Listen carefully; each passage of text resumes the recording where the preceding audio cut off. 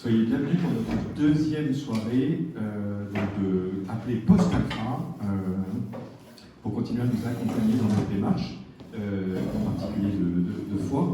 Je vous ai dit la dernière fois, pour ceux qui étaient là, que j'utilisais en fait quelque chose qui s'appelle un catéchisme de l'Église catholique. Je ne sais pas si vous vous souvenez, je vous avais dit ça. Il paraît très impressionnant. C'est effectivement un c'est plutôt le format pour travailler qui permet de... Bon.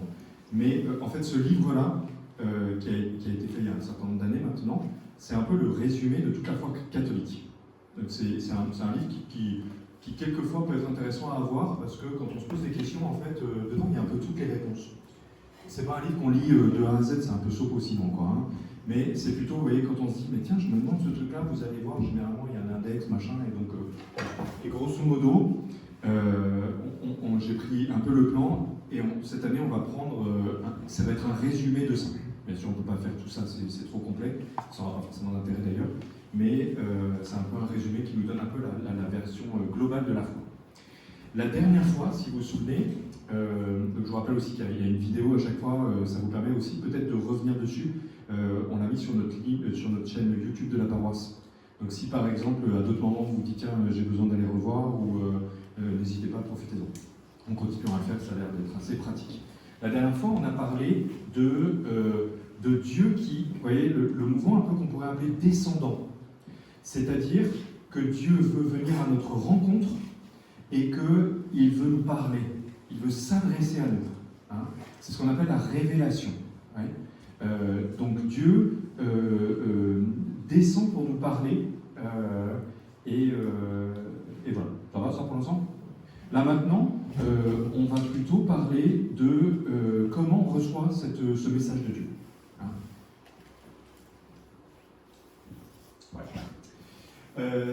Donc, il y a ce qu'on appelle des sources de la révélation, c'est-à-dire les deux canaux de cette révélation de Dieu.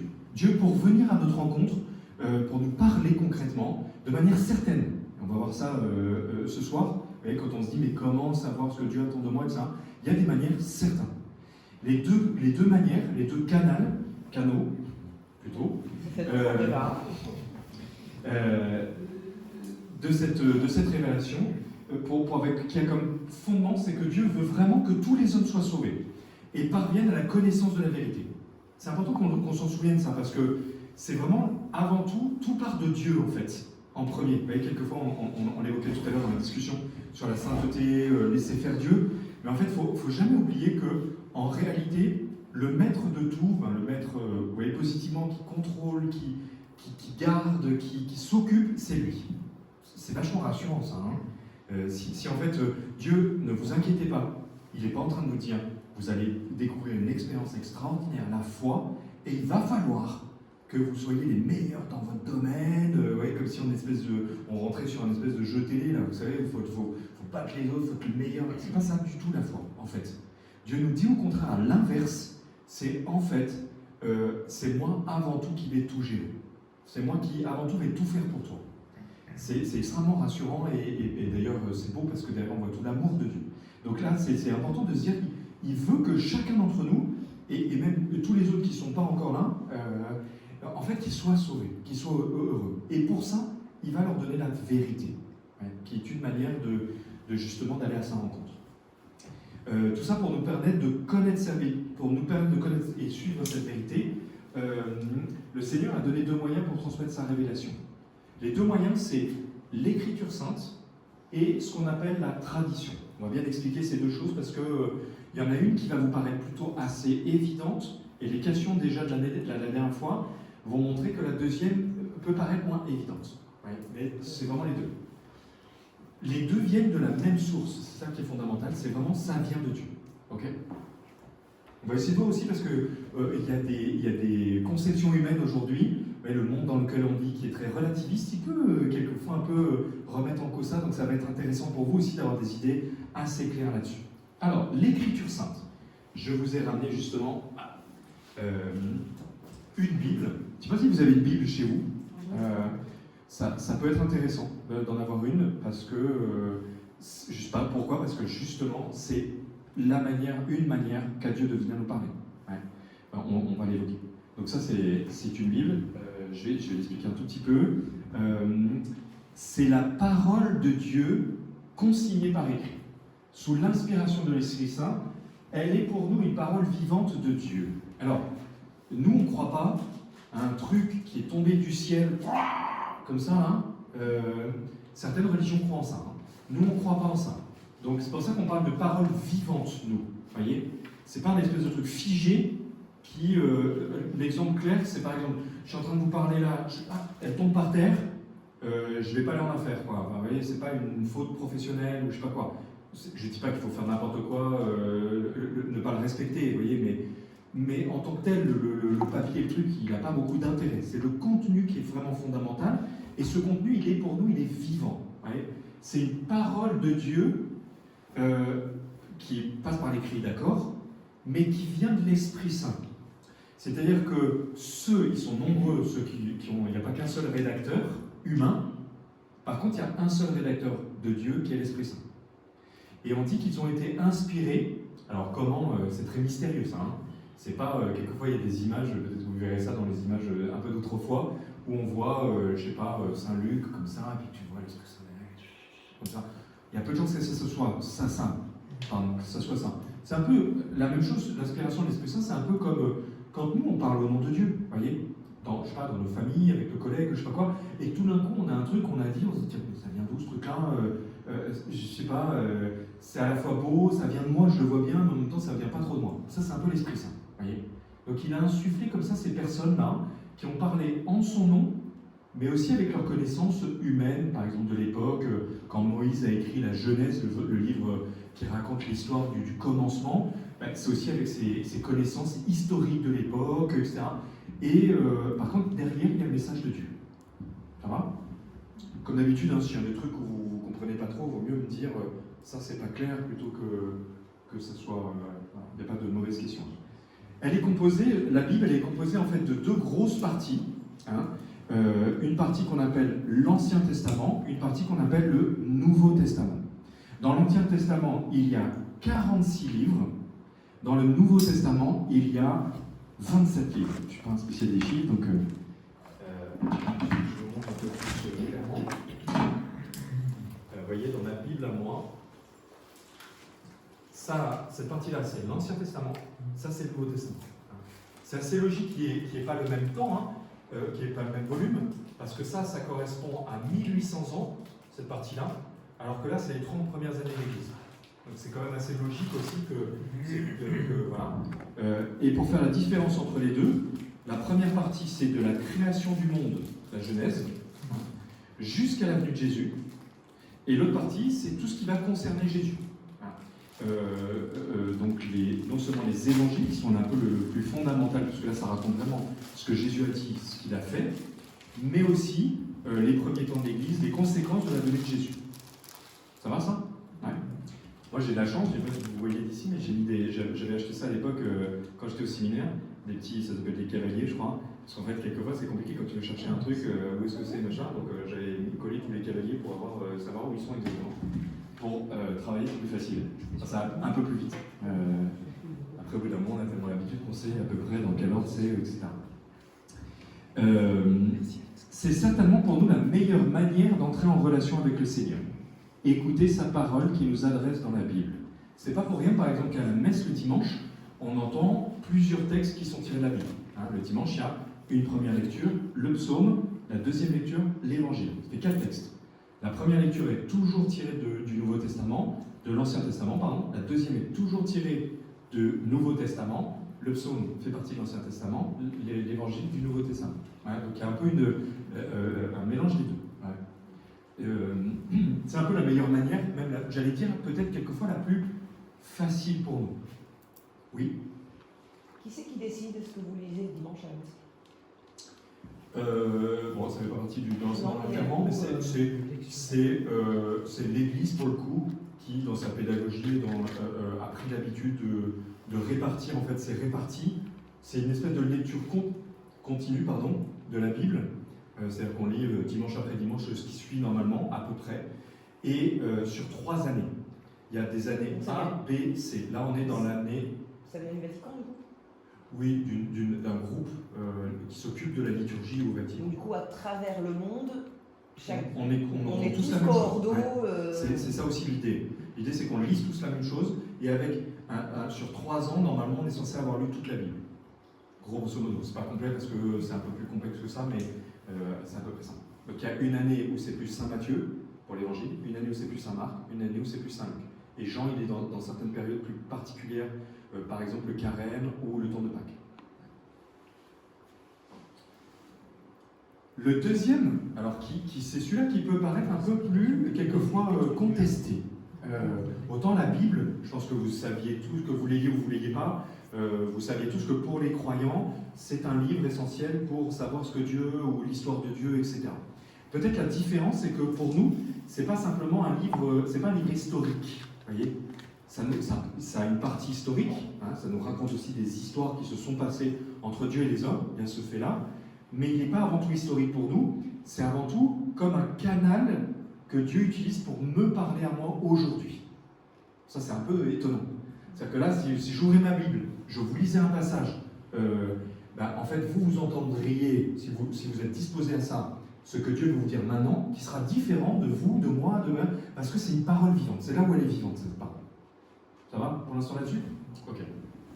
Alors la tradition, c'est un peu différent. C'est la parole de Dieu qui nous vient des apôtres, donc qui ont été témoins de ce que Jésus a dit, a fait, etc.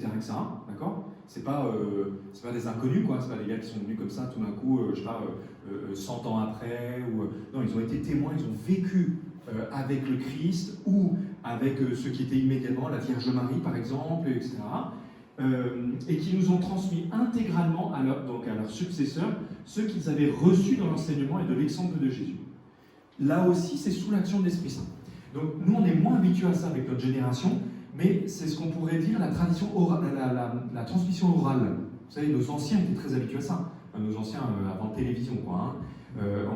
C'est étonnant comme il y a des récits assez authentiques qui se sont transmis de génération en génération parce que les anciens avaient le devoir de transmettre aux autres, aux plus jeunes, ce qu'ils avaient eux-mêmes entendu, reçu, etc. Pendant un temps, les gens se rassemblaient autour du feu l'hiver et ils se racontaient, etc. Voyez. Donc nous, on a moins l'habitude de ça. Donc on est souvent un peu plus peut-être critique par rapport à ça. Mais en fait, il y a une tradition, une transmission objective, ouais, de personnes qui ont reçu et qui ont transmis. L'important derrière, c'est non seulement ça, mais aussi et avant tout sous l'action de l'Esprit Saint. Ah oui, parce qu'en fait, on pourrait imaginer que quelqu'un a rajouté une erreur ou a dit ce que lui semblait important, et là on se dirait au nom de qui il l'a fait, quoi. Vous voyez ? L'importance pour nous, ça reste une démarche de foi. Hein. Donc derrière, on sait que Dieu a agi. Donc même si le gars finalement se trompait ou je sais pas quoi, sous l'action de Dieu, ça peut être transformé, reçu autrement ou servir au plan de Dieu. Vous voyez, vous êtes OK là-dessus ? Oui. Est-ce que ça peut être compris comme la transmission à travers le témoignage des anciens? Est-ce qu'il n'y a pas une notion comme ça d'expérience de vie que, par exemple, des saints ou des martyrs, et qui ont été, qui ont illustré, qui ont mis en pratique la parole de Dieu, et qui se... Il y a une partie de ça. Il peut y avoir une partie de ça. Mais c'est étonnant comme la tradition est quand même liée aux apôtres, avant tout. Ouais. Vraiment, elle est liée à ceux qui ont vécu auprès de Jésus. Parce que notre source, c'est quand même le Seigneur lui-même, partagé, vécu, etc. Les autres ne vont que déployer ce qui a déjà été reçu. Ouais. J'arrive pas bien à voir le distinguo entre la parole de Dieu et la tradition. Puisque la source est la même. C'est ce que j'allais dire, puisqu'on a vu avant que l'Écriture sainte, l'Ancien Testament, ok, le Nouveau Testament, c'est directement les apôtres, et là, la tradition, c'est directement les apôtres. C'est la même chose. Non, parce qu'en fait, les apôtres, dans l'Écriture sainte, ils ont simplement raconté, alors soit la vie de Jésus, clairement, ok, mais en fait, il y a plein de trucs. Par exemple, si on vit ensemble pendant un temps, on va raconter l'expérience qu'on a vécue. C'est ce qu'ils font. Mais en fait, de cette expérience, on peut retirer des choses. qui sont quand même liées à ce qu'on a reçu. Vous voyez la distinction entre les deux? C'est pas la même chose si je raconte un événement. Tiens, si j'écris un livre en disant on fait du post-alpha, ce soir on a vécu ça, si vous êtes ensemble, machin. Je raconte l'événement. Donc ça, c'est plutôt ce qui se passe dans l'Écriture sainte. Vous voyez? Par contre, de ces événements, on peut tirer, par exemple, quelquefois dans les enseignements de Jésus, Saint Luc nous dit simplement Jésus était en train de parler à la foule. On ne sait pas ce qu'il a dit. Et lui, il l'a entendu. Peut-être l'explication de trucs qui sont là, elle, vous voyez? Et moi, j'ai besoin d'avoir pas simplement ce que Jésus a dit, mais peut-être l'explication qu'il y avait après. Rarement, elle est là. Quelquefois, ça arrive dans l'Écriture, quelquefois, Jésus dit une parabole, quand il voit que les disciples disent comme ça, on va dire, il leur dit, vous n'avez pas compris, je vous explique cette parabole, mais il y a eu plein d'autres moments, en fait, des moments un peu off, vous voyez? Donc là, où ils étaient simplement autour du feu, où ils ne sais pas quoi, et en même temps, ils ont reçu, ils sont absorbés, vous voyez? Donc du coup, en fait, quand on parle de tradition, c'est la succession se fait oralement. Là, on n'est pas sur les écrits qu'on a dans la Bible. Exactement. C'est Oui. genre, c'est deux choses qui sont comme les grands-parents qui racontent à leurs enfants, qui exactement. racontent à leurs petits-enfants. Il y a une tradition, et il y a une transmission écrite, il y a une transmission qui est orale, mais Donc la ça ne tradition veut pas dire que la orale. transmission orale n'a pas été écrite au bout d'un moment. Mais il y en a une qu'on appelle vraiment la Bible, c'est celle qu'on va dire écrite. L'oral, c'est ce qu'on appelle la tradition. D'accord, donc la tradition, Ça va? c'est Ouais. c'est l'oral. Ok. Mais encore une fois, les deux sont sous l'inspiration de l'Esprit Saint. Parce qu'en fait, des écrits, par exemple, ça doit exister aussi de l'Ancien Testament, mais par exemple du Nouveau Testament, il y en a plein d'autres, mais que l'Église n'a pas reconnu parce comme venant de l'Esprit Saint. Justement, discernant, c'est dire en fait, par exemple, il y a des épîtres, il y a des lettres, il y a des évangiles de Saint-Pierre, il y a des évangiles de plein de gars comme ça. Par exemple, il y a un évangile où Jésus, il est petit, il y a des gamins qui l'embêtent, et comme il est tout puissant, qui fait des miracles, il leur envoie un sort, ils s'en sortent, on mange pas quoi, mange ça. L'Église s'est dit, c'est pas très sérieux ce truc-là. Ouais, on comprend pourquoi. Vous voyez, ça a été discerné sous l'inspiration de l'Esprit Saint. C'est pas l'Église dans le sens où ils ont fait un choix d'eux-mêmes parce qu'ils sont plus forts que nous, etc.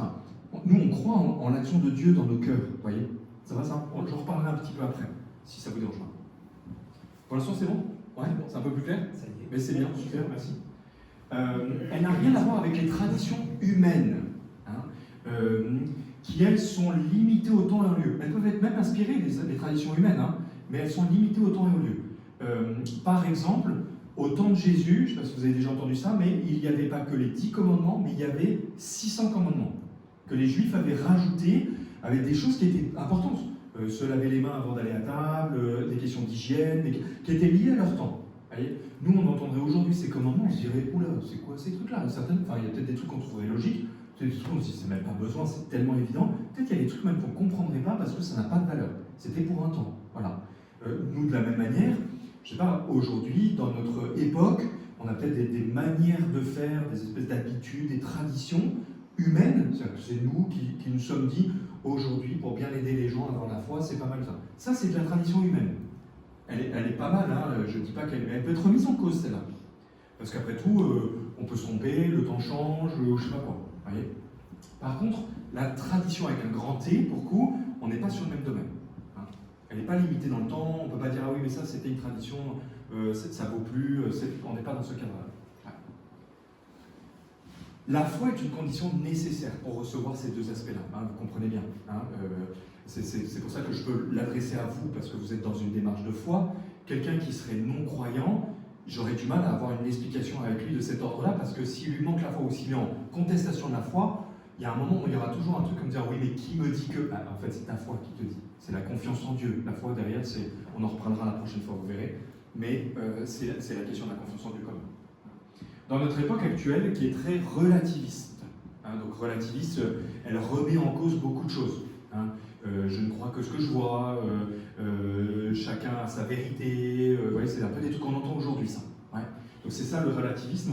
Eh bien, ces deux notions peuvent être compliquées à comprendre. Par exemple, beaucoup voient l'Église, aujourd'hui je parle, comme une société humaine dominatrice, c'est le terme que j'ai trouvé, hein, on pourrait trouver d'autres, qui impose sa doctrine pour agrandir son pouvoir. Peut-être que vous avez été confronté à ça. Ah, il y en a plein qui qualifient l'Église catholique de secte. Nous sommes bien Exactement, d'accord, c'est une voilà, secte. exactement. Et donc, nous, il faut qu'on soit assez clair là-dessus. Alors peut-être qu'on a, on a un passif, ça c'est personnel de ce que je pense moi, c'est que je pense que l'Église elle n'est pas faite pour être dominante, pour être le temps où l'Église était liée à l'État, où en fait tout le monde était croyant. Je ne pense pas que ce soit des bons moments pour l'Église. L'Église n'est pas faite pour faire ça en fait. On n'est pas là pour gérer la vie des gens dans leur habitude, etc. On est dans un domaine propre qui est la relation avec Dieu. Ouais. Et quand on sort de ce contexte-là, à mon avis, on se plante. Donc on sort quand même de périodes où peut-être l'Église a quelquefois, l'Église, là je parle de humaine, hein, la limite humaine a fait qu'au lieu de servir Dieu, peut-être que quelquefois elle a été plus dans une posture de pouvoir externe. C'est peut-être vrai. Mais il y a aussi qu'elle s'est mise au service parce qu'il n'existait aucune structure civile Il faudrait le... Oui. pour organiser la société. C'est vrai. Il faudrait le revisiter dans son contexte historique, parce que quelquefois on voit selon notre époque aujourd'hui comment était l'Église, bon, et c'est très vrai. Mais ça peut avoir des conséquences, et c'est pour ça que je dis ça, c'est que certaines personnes aujourd'hui sont assez remontées, ont ce type de principe, parce qu'ils ont pu avoir l'impression que certaines fois l'Église justement avait un peu un pouvoir de leur imposer. Bon. Aujourd'hui on n'est pas, en tout cas c'est pas du tout la posture de l'Église. L'Église c'est pas ça quoi. Si on peut faire clair, moi j'espère qu'on en reparlera dans nos enseignements de ce qu'est l'Église, mais beaucoup justement se disent, ben, en fait, quand ils nous parlent d'écriture, en fait, hein, c'est eux qui ont choisi les textes pour que ça les arrange, pour que ça fasse comme ils veulent, etc. Ou alors quand on parle de tradition, ben ouais, ils ont dit, ça c'est de la tradition parce que comme ça, nous on reste sous leur joug, etc. Ça c'est leur vision à eux. Moi je ne suis pas du tout dans cette... C'est une vision un peu médiévale, où clairement l'État, l'Église gérait les domaines, les machins. Regardez comme il y a aujourd'hui, dans certains lieux, pas partout, hein, mais une opposition forte à l'Église, quelquefois on l'entend dans les médias ou dans des choses comme ça, qui ressort un peu de ça. Voilà. Donc c'est pas que médiéval quoi. Non, mais les gens aujourd'hui ont une vision un peu médiévale. Ah oui, de comment était l'Église. Voilà. Surtout dans un pays comme la France où du coup l'Église et l'État sont séparés depuis un petit moment quand même. Ouais. Dans les pays où l'Église et l'État sont pas séparés, ils ont moins cette notion-là parce qu'ils sont habitués et que ça fonctionne comme ça. Ouais. Mais vu que nous c'est vraiment séparé, on est fiers de l'Église. Les gens qui aujourd'hui sont anti-cathos se disent que les cathos de toute façon ce qu'ils veulent c'est faire des châteaux forts. Nous on est fiers de l'Église. Alors c'est une belle appellation. Hein, c'est pas Jean-Paul II qui avait dit ça hein, quand il était venu en France. Il avait dit France, fille aînée de l'Église. Après, il avait rajouté qu'as-tu fait de ton baptême en disant qu'est-ce que t'es devenu, quoi, toi qui étais la fille aînée de l'Église. C'est un côté hyper beau, la fille aînée de l'Église. Le pape vient de sortir une encyclique sur le Sacré-Cœur de Jésus. Il parle de tous ceux qui ont participé, fait grandir cette dévotion, eu des révélations. C'est que des Français. C'est assez touchant pour nous Français. C'est vrai que c'est un côté de se dire waouh, c'est quand même c'est marquant. Beaucoup par exemple d'apparitions de la Vierge Marie. Quand on regarde le nombre d'apparitions qu'il y a eu en France, voilà, tout ça, bon, ça c'est le côté beau effectivement. Le côté obscur, on pourrait dire quelquefois, c'est que effectivement malheureusement l'homme quand il n'est pas quelquefois il peut tomber dans le péché quoi, pour faire simple. Et donc il peut utiliser un pouvoir, malheureusement. Hein, bon. Donc ça, c'est ce qui le condamne. Hein. Bon. Et je vous le dis, c'est pas pour dire qu'ils ont raison ou tort, c'est pas le but, mais c'est des choses sur lesquelles vous pouvez être déstabilisé dans votre foi. Voyez, quelquefois, quelquefois des gens pourraient être agressifs vis-à-vis de vous, ou vous pourriez lire quelque chose qui dit « Ouais, mais en fait, tout ça, c'est n'importe quoi, parce que, en fait, c'est l'Église qui a inventé la Bible, je sais pas quoi. » C'est pour que vous soyez assez solide dans ce que vous vivez, pas être déstabilisé. Nous croyons que Dieu agit dans ce processus de révélation. Vous voyez, pour nous, c'est pas que humain, en fait. C'est avant tout divin. En inspirant l'Église, mais aussi chaque croyant. Quelle merveille de contempler l'œuvre de Dieu au cœur des hommes. L'Église, l'attitude adéquate est celle de la confiance et de la foi. Ouais, j'ai deux manières de lire concrètement la Bible. Hein. Je peux soit regarder un truc et me dire « Oh, mais c'est quoi ce truc-là? Pourquoi il dit ça? Ça n'a pas de sens, etc. » J'entendrai rien du tout de la part de Dieu, c'est sûr. Par contre, je peux être en confiance et recevoir cette parole. Et là, pour le coup, je passe plus en témoignage. Je vous avoue, moi, je me souviens très bien, ça a été plus vrai au séminaire, par exemple. Il y avait des choses que je ne comprenais pas. Même dans la Bible. Ça m'arrivait de lire un passage, et même mon intelligence pouvait me dire, je sais pas, ça me paraît choquant, ou même choquant, voyez, parce que c'est plus notre génération, je sais pas quoi. Et comme on m'avait dit ça, je me disais toujours, en fait, ça c'est ton intelligence qui réagit comme ça, il y a forcément derrière quelque chose de beau que Dieu veut te dire. Essaye de trouver ce que c'est. Allez, de changer de paradigme, de regarder autrement. Et systématiquement, en fait, j'ai vu autre chose. Et ça m'a toujours marqué. Mais si je m'étais arrêté la simple réaction, allez, je vous donne un exemple. Un jour, Jésus est dans une pièce remplie de foules qui viennent le voir, etc., à tel point que les gens sont dehors, on ne peut pas rentrer dans la pièce, etc. Et il y a la Vierge Marie, sa mère, qui est dehors et qui veut le voir. C'est pas n'importe qui, Marie, quand même, hein, puis c'est sa mère, quand même, quoi. Les gens disent ça. Il y a ta mère qui est dehors et qui veut te voir. Et Jésus répond en disant, qui est ma mère? Qui sont mes frères? Ceux qui écoutent la parole de Dieu et font sa volonté, ce sont ceux-là, mes frères et ma mère, etc. Pendant longtemps, moi, j'ai entendu cette parole en disant, waouh, il est caché avec sa mère. Non, je ne sais pas comment vous réagissez. Oui, mais Et carrément. je me suis dit, waouh, et donc la pauvre Marie dehors, elle a dû se dire, waouh, en gros, bon. Alors, et donc, première réaction, c'était ça. Et je me suis dit, non, il doit y avoir quelque chose d'autre. Le Seigneur veut me dire quelque chose derrière. Ça, c'est ton regard d'aujourd'hui, etc. Et en fait, la parole de Jésus, c'est, qui regarde tout le monde, qui sont ma femme, et il dit, ceux qui font la volonté de mon Père, cela est pour moi un père, une mère, un frère, une sœur. Qu'est-ce qu'il est en train de dire? Il est en train d'étendre, en fait, ce qu'il est, non plus pour une seule femme qui a été sa mère humaine, mais pour l'humanité tout entière. Ça va, ça? Et si on va encore plus loin, la Vierge Marie est celle qui, par excellence, a fait la volonté du Père. Elle est le modèle.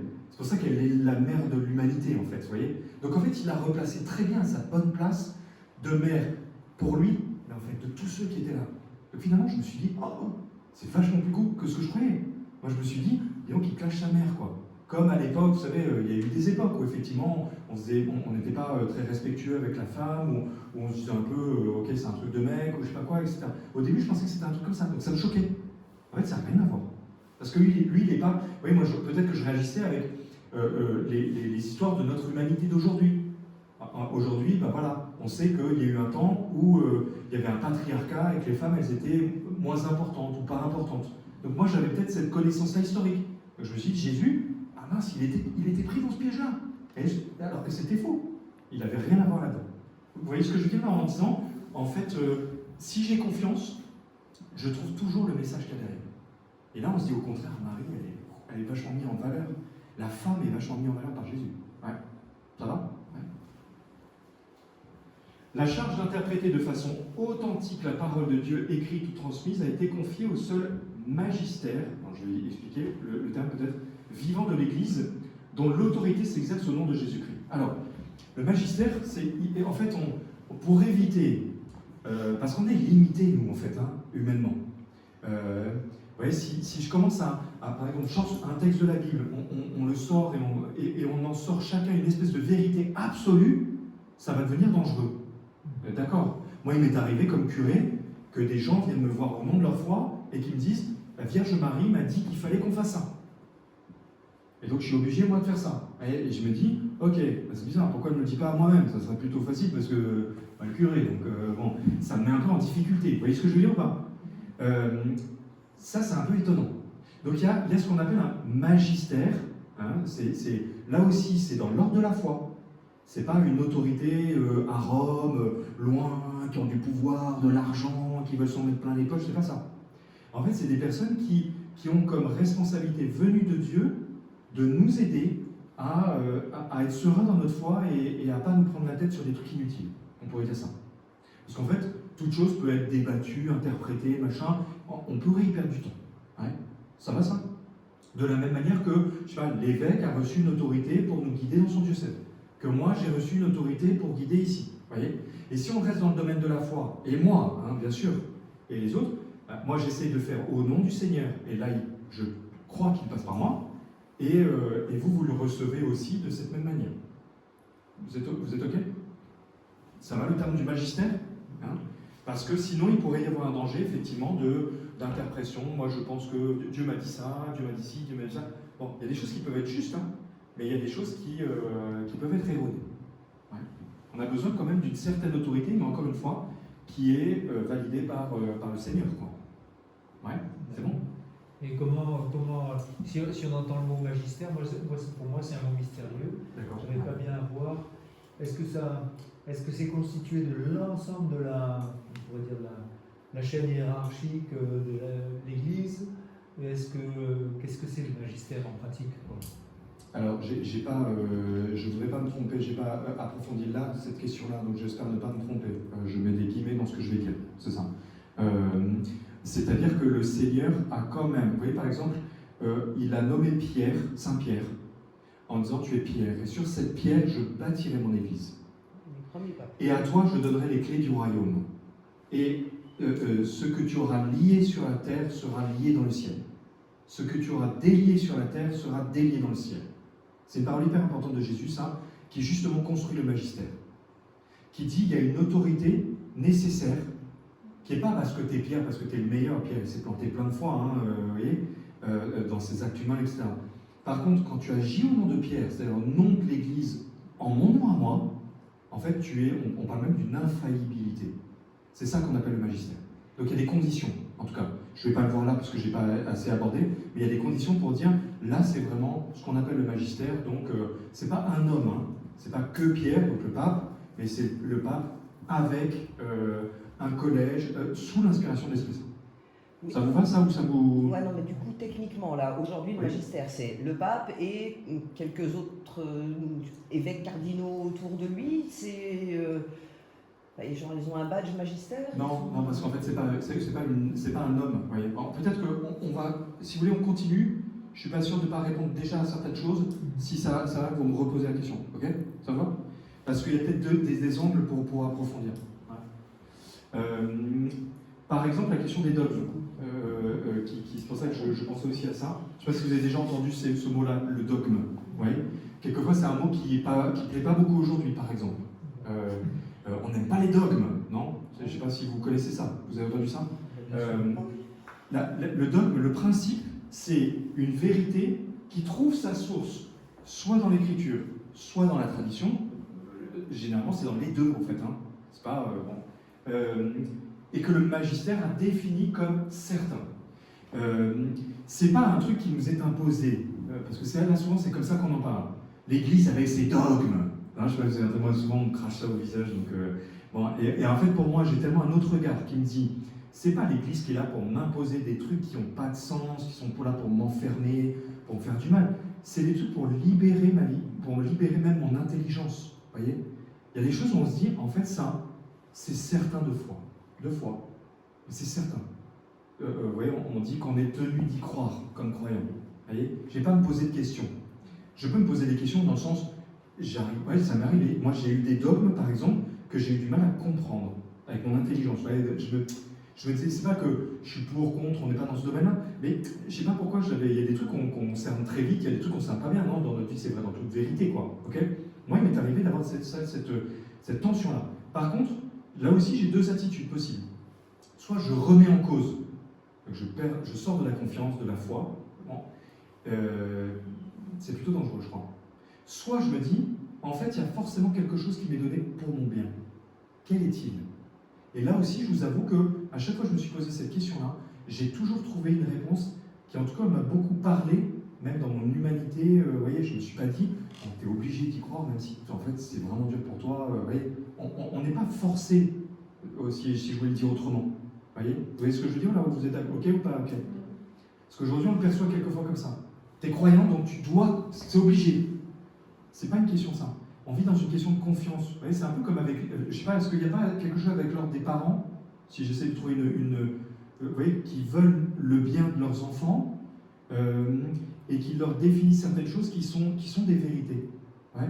Si l'enfant passe son temps à dire, à remettre en cause ces vérités-là, il ne va pas croître en fait, je pense que ça sera compliqué. Non, il va s'appuyer aussi sur c'est mes parents, j'ai confiance en eux, s'ils m'ont dit ça, c'est que c'est vrai. Alors, la différence, c'est que les parents peuvent se tromper, effectivement. Là, on est sur un domaine, comme c'est Dieu qui est derrière, on parle du principe qu'on peut pas se tromper. C'est un domaine de foi, encore une fois. Ouais. Ça va, vous êtes OK? Je sais que c'est une soirée qui est un peu plus... c'est sur des sujets d'actualité, souvent, qui ne sont pas faciles. C'est pour ça qu'après, on abordera des choses qui sont plus évidentes, la foi, les sacrements, etc. Mais je crois qu'il faut un peu ces présupposés. Pourquoi il faut ces présupposés? Parce que même les sacrements, par exemple, quand je vais vous parler des sacrements, si en fait on n'a pas ça d'abord en amont, quand je vais vous dire les sacrements, eh ben, Dieu, quand il y a la messe, il apparaît, c'est une certitude. Après, vous me direz, oui, mais c'est une certitude de quoi?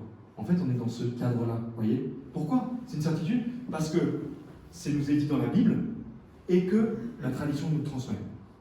Vous voyez pourquoi je commence par ça? Ça peut paraître un peu... Sinon, en fait, tout peut être relativisé. Même la Bible peut être relativisée s'il n'y a pas de tradition, par exemple. Parce que qui nous dit qu'en fait, ce texte-là, il vient bien de Dieu, mais l'autre qui était un peu chelou, il ne vient pas de Dieu? C'est justement l'Esprit Saint qui a indiqué à l'Église. Ça va, vous êtes OK? Vous voyez? Loin d'être un empêchement de la liberté de l'homme, on y voit plutôt la pédagogie aimante de l'Église, qui est là pour accompagner le peuple de Dieu. Il y a le pape, je crois que c'est Paul VI qui utilisait cette expression que j'aime beaucoup, qui dit l'Église est experte en humanité.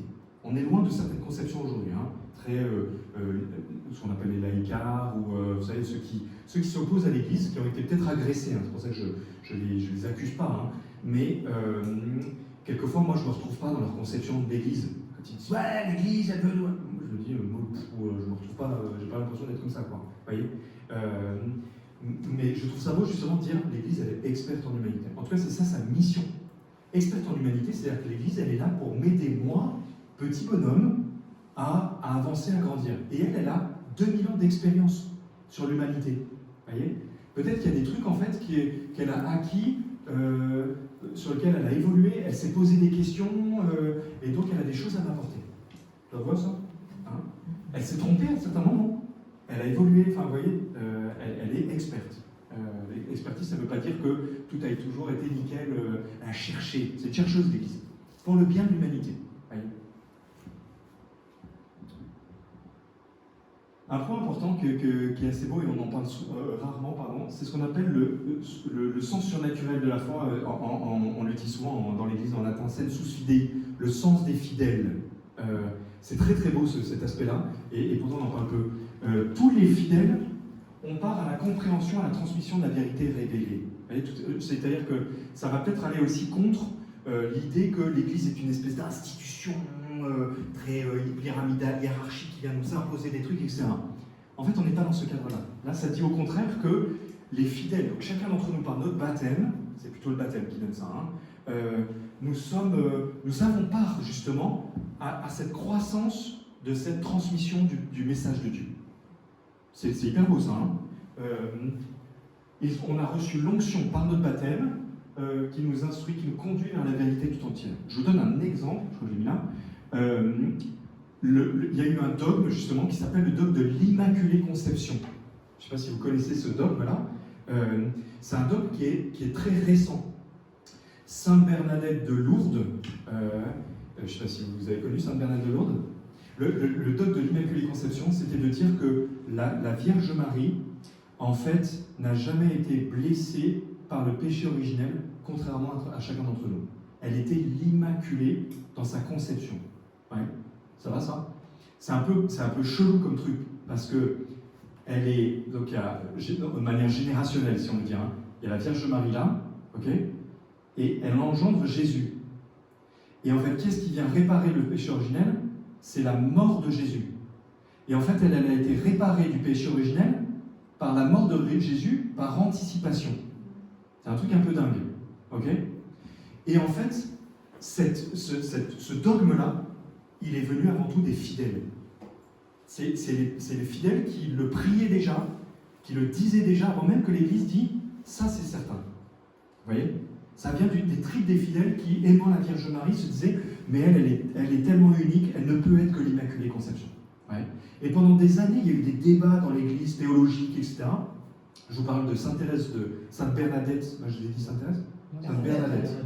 Sainte Bernadette de Lourdes, je ne sais pas si vous connaissez son histoire, mais elle voit la Sainte Vierge, hein, plusieurs fois, à répétition, un certain nombre, ça dure longtemps, hein, et le curé du lieu, imaginez-vous, moi, si quelqu'un vient me dire, je vois la Vierge, franchement, je vais me dire, j'avais déjà assez de problèmes comme ça, là, je ne m'attendais pas à celui-là. Hein, franchement, on réagit plutôt comme ça, les curés, dans ce genre de truc, parce qu'on se dit, oula, comment on va gérer ça?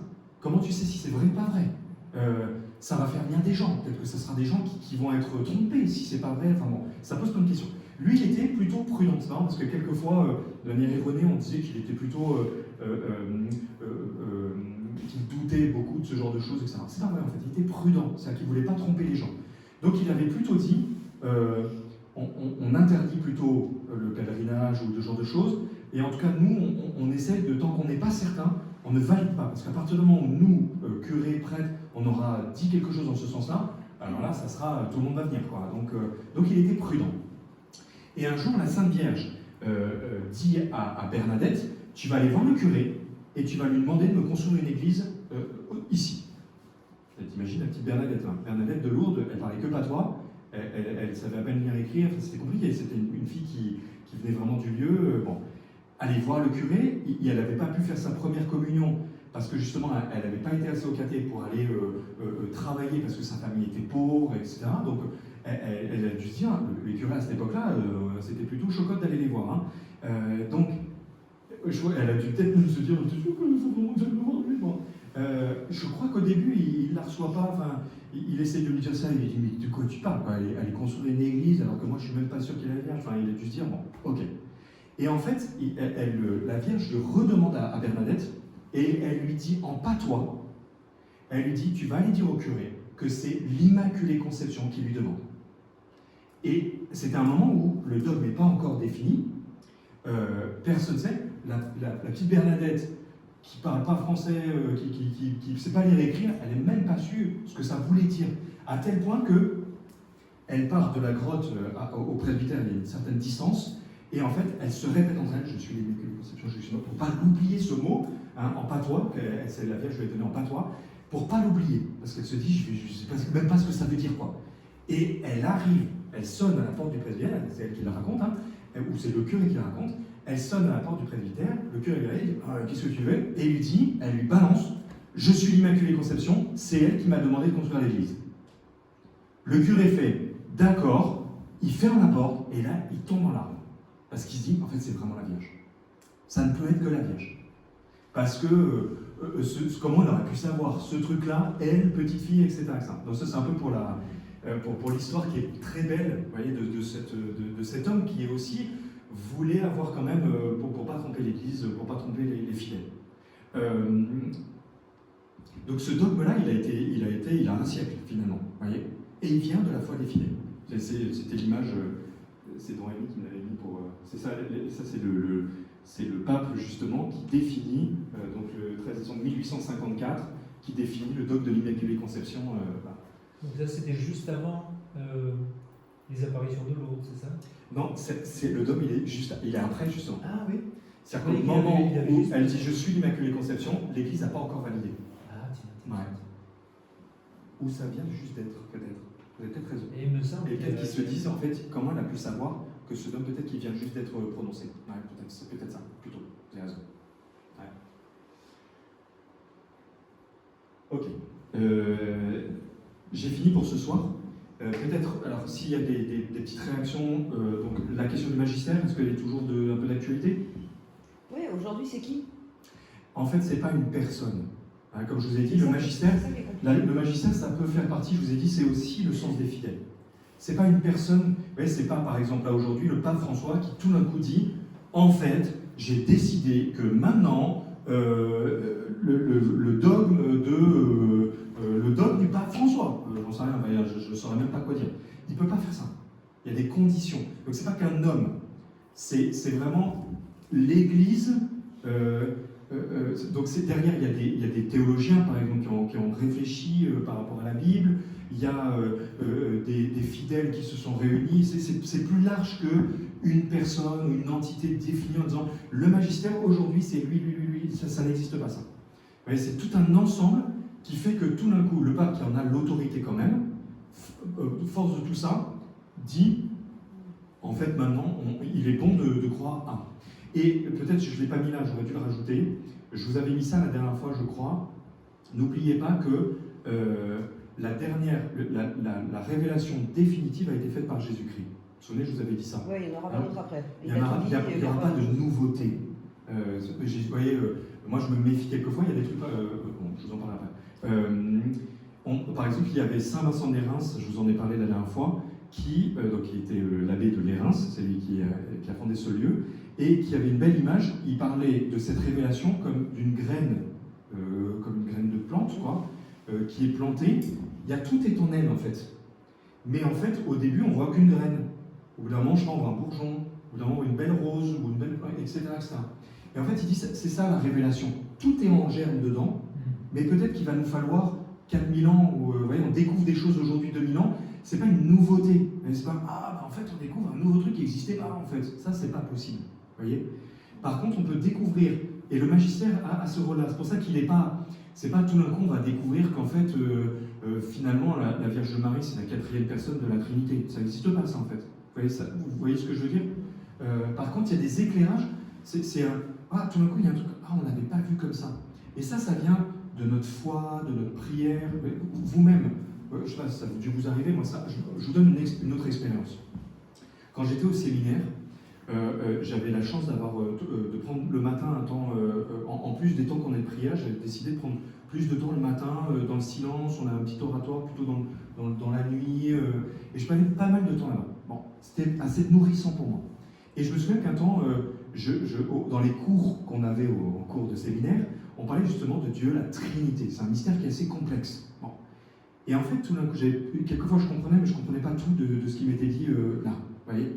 Et à force de prier ou d'être devant lui, de lui parler, c'est devenu comme une espèce d'évidence de mon cœur. Voyez.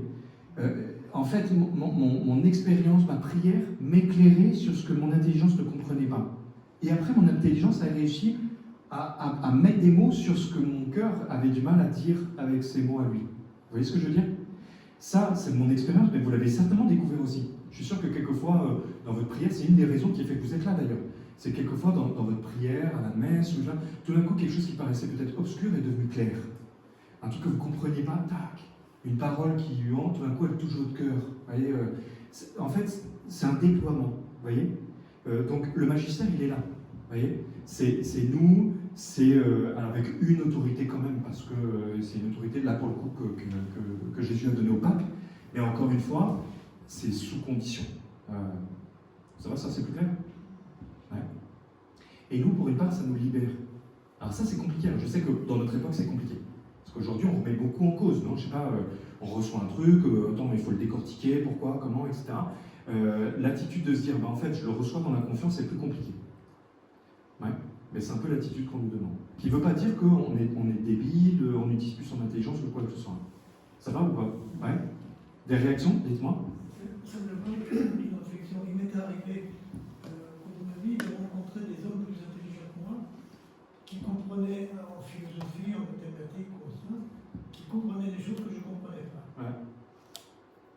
Et en ce qui concerne ce qu'on vient de parler, on ne peut pas avoir l'intelligence comparable à celle de Dieu, puisqu'il est tout puissant, et c'est normal qu'il y a des choses qu'on ne comprend pas. Oui, c'est vrai. Ouais. Puisque Oui. ça arrive au point de vue philosophie, mathématiques, on trouve des gens plus intelligents que soi-même, des gens qui comprennent des choses que moi je ne comprends pas. Oui, vous avez raison. Alors, concernant tout ce qu'on vient de dire, c'est pour ça, vous voyez, c'est très juste, merci beaucoup.